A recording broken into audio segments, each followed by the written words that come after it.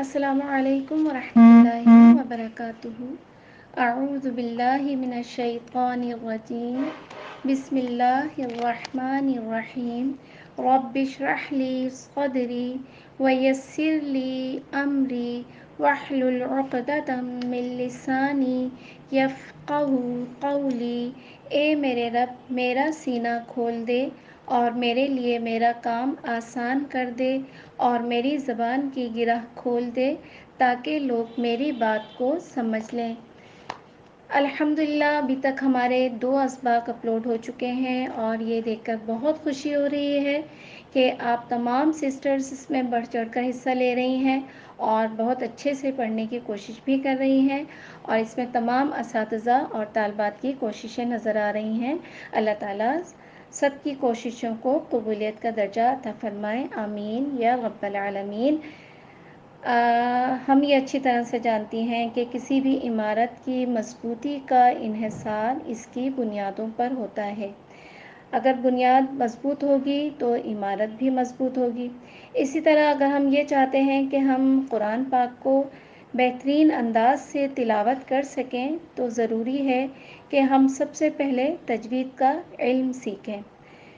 تھوڑا سا ہم تجوید کے بارے میں بتاتے چلیں کہ اصل میں تجوید کیا ہے۔ ہر حرف کو اس کے مخرج سے نکالنا اور اس کی صفات سے ادا کرنا تجوید کہلاتا ہے۔ یعنی تجوید 2 چیزوں پر مشتمل ہے، ایک حروف کا مخرج اور دوسرا اس کی صفات۔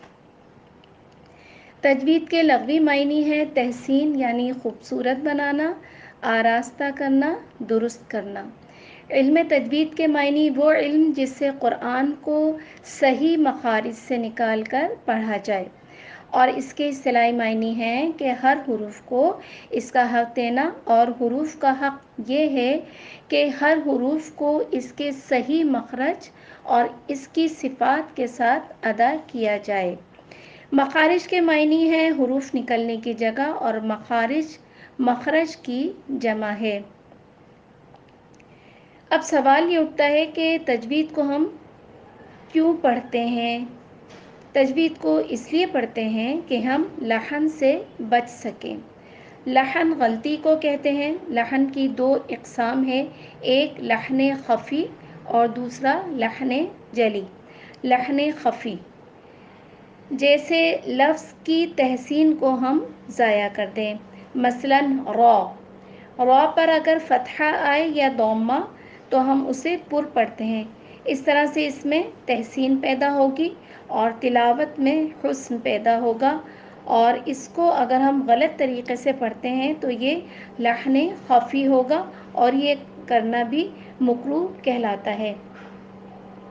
لحن جلی یعنی بڑی غلطی، مثلاً حرف کو تبدیل کرنا یا حرف کو کم یا زیادہ کر کے پڑھنا، ثا کی جگہ سین پڑھنا، ہا کی جگہ ہا پڑھنا اور ذال کی جگہ زا پڑھنا، یا کہیں حرف زیادہ کرنا، جیسے الحمد، اس میں ہم نے دال پر ضمہ ہے تو اس کو کھینچ کے پڑھا تو اس کا مطلب یہ ہوا کہ ہم نے اس میں واو ایڈ کر دیا، الحمد اس طرح سے پڑھ دیا۔ اسی طرح للہ میں ہا کو کھینچ کر پڑھا، یعنی للہ اس طرح سے کر دیا، ایک طرح سے ہم نے یا ایڈ کر دیا، تو یہ سب لحن جلی کہلاتا ہے۔ یا حرف کو گھٹا دینا، لم یولد کو ہم نے لم یولد پڑھا، یعنی واو ہی نہیں پڑھا، اور یہ تمام غلطیاں کرنا حرام کہلاتا ہے۔ اور ہم تجوید اس لیے پڑھتے ہیں کہ ہم لحن سے بچ جائیں، چاہے وہ لحن جلی ہو یا لحن خفی۔ قرآن کے 5 حقوق ہیں۔ نمبر 1 قرآن پر ایمان لانا، نمبر 2 اسے تجوید کے ساتھ پڑھنا، نمبر 3 غور و فکر کرنا ترجمہ اور تفسیر کے ساتھ، نمبر 4 اس پر عمل کرنا، نمبر 5 لوگوں تک پہنچانا۔ سورۃ البقرہ آیت نمبر 121 میں ارشاد باری تعالیٰ ہے، الذین آتیناہم الکتاب یتلونہ حق تلاوتہ وہ لوگ جن کو ہم نے کتاب عطا کی وہ اس طرح اس کی تلاوت کرتے ہیں جیسا کہ اس کی تلاوت کا حق ہے۔ ذرا ہم سوچیں کہ کیا ہم نے اس کا حق ادا کیا؟ اگر ہمیں واقعی اللہ کی کتاب سے پیار ہوگا تبھی ہم اس کا حق ادا کر سکیں گے، اور یہ اسی صورت ممکن ہے جب ہم اس کو ٹھیک سے پڑھنا سیکھیں۔ دعا کریں کہ اللہ تعالیٰ قرآن کو میرے دل پر اتار دے، یہ بولے اور میں اسے سمجھ لوں اور عمل کروں اور پھر آگے پہنچا دوں۔ ترمذی میں یہ روایت ہے کہ آپ صلی اللہ علیہ وآلہ وسلم نے فرمایا، جس شخص نے اللہ کی کتاب کا ایک حرف پڑھا اس کے لیے ایک نیکی ہے اور نیکی 10 نیکیوں کے برابر ہے۔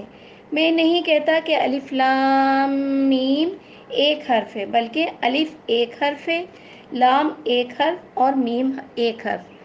یعنی اس کا مطلب یہ ہوا کہ اگر ہم نے الف لام میم پڑھا تو ہمیں 30 نیکیوں کا ثواب ملا۔